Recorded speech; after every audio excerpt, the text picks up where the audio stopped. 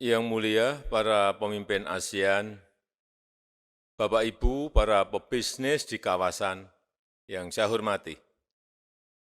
Setelah 20 bulan menghadapi kesulitan besar pandemi COVID-19, saat ini kita melihat harapan baru. Dalam seminggu terakhir ini, kasus COVID-19 di kawasan ASEAN turun 14%, jauh lebih baik dibanding rata-rata dunia yang turun 1%. Situasi ini dipastikan akan meningkatkan kepercayaan internal dan eksternal ASEAN untuk beraktivitas kembali dan akan mempercepat pemulihan ekonomi. Tetapi tetap menjaga kewaspadaan, mengingat adanya peningkatan kasus di beberapa negara.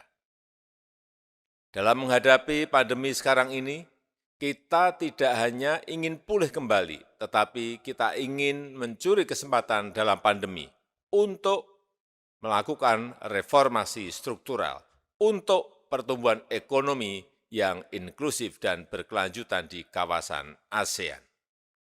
Peluang ini sangat besar untuk bisa kita lakukan.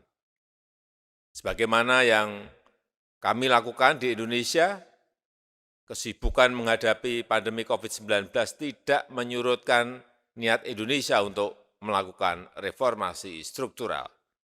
Indonesia menerbitkan Omnibus Law, Undang-Undang Cipta Kerja untuk memperbaiki iklim investasi dalam rangka mendongkrak pertumbuhan ekonomi inklusif yang menciptakan lapangan kerja. Undang-undang perpajakan juga direvisi dengan tujuan yang sama. Kami ingin terus melanjutkan reformasi struktural ini untuk merespon catatan-catatan kelemahan kelembagaan dan cara kerja kami ketika diuji oleh pandemi COVID-19. Ujian berat berupa pandemi justru kami manfaatkan untuk memperkuat diri dalam menghadapi tantangan masa depan. Saya berharap juga demikian halnya untuk Asia Tenggara. Sebagai kesatuan masyarakat ekonomi, ASEAN merupakan kawasan yang harus mengambil pelajaran dari krisis dan melakukan perbaikan diri secara fundamental di tingkat kawasan. Yang mulia, para pemimpin ASEAN, para pebisnis yang saya hormati, kesamaan visi, semangat, berkolaborasi, dan kebersamaan langkah merupakan kunci utama kebangkitan ekonomi ASEAN. Pertama, penanganan kesehatan harus tetap menjadi prioritas pertama. Agenda jangka pendek untuk mempercepat dan memeratakan vaksinasi di semua negara di kawasan harus kita lakukan bersama. Target vaksinasi penduduk ASEAN sebanyak 70% harus segera dicapai secepatnya. Pemerintah dan pelaku bisnis di kawasan harus bersinergi untuk melakukan aksi bersama.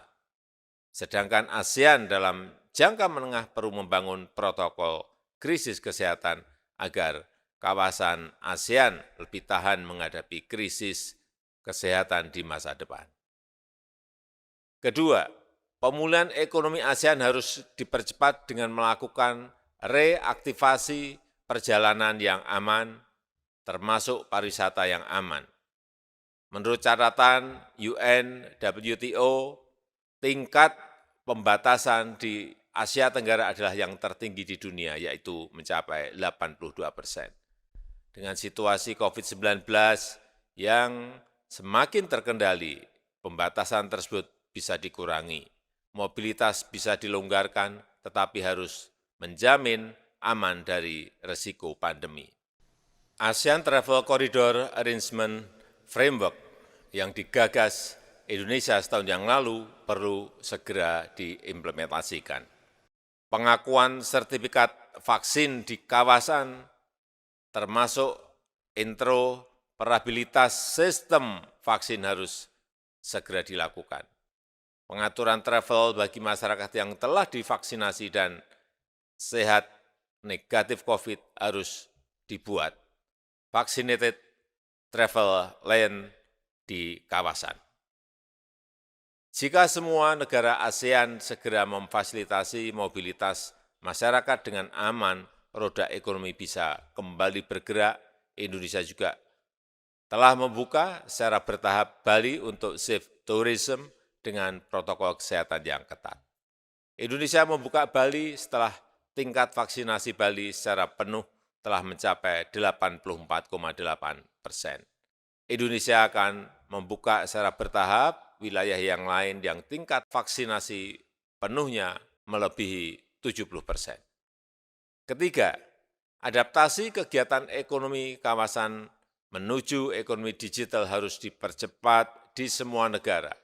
Teknologi digital menjadi solusi yang paling efektif dalam menyiasati keterbatasan pergerakan dan tatap muka dalam kegiatan ekonomi masyarakat.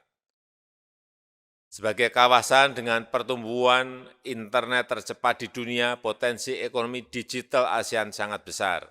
Selama pandemi, ekonomi digital tumbuh mencapai 100 miliar dolar Amerika Serikat di tahun 2020. Hal ini menjadi batu lompatan kemajuan ekonomi di kawasan kita.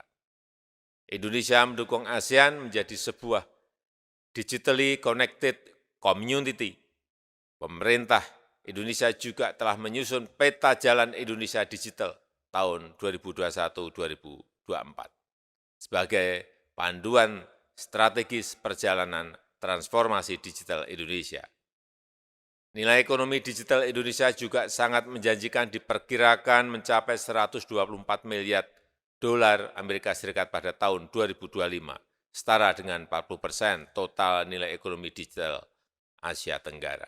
Saat ini Indonesia memiliki startup sebanyak 2.229, kelima terbesar di dunia. Indonesia juga memiliki 1 dekakorn dan 6 unicorn, dan kami membuka peluang investasi sebesar-besarnya di sektor ekonomi digital di Indonesia. Bapak Ibu sekalian, ekonomi kawasan ASEAN bukan hanya akan pulih kembali, tetapi juga bisa melakukan lompatan kemajuan serta tumbuh bersama secara berkeadilan dan berkelanjutan.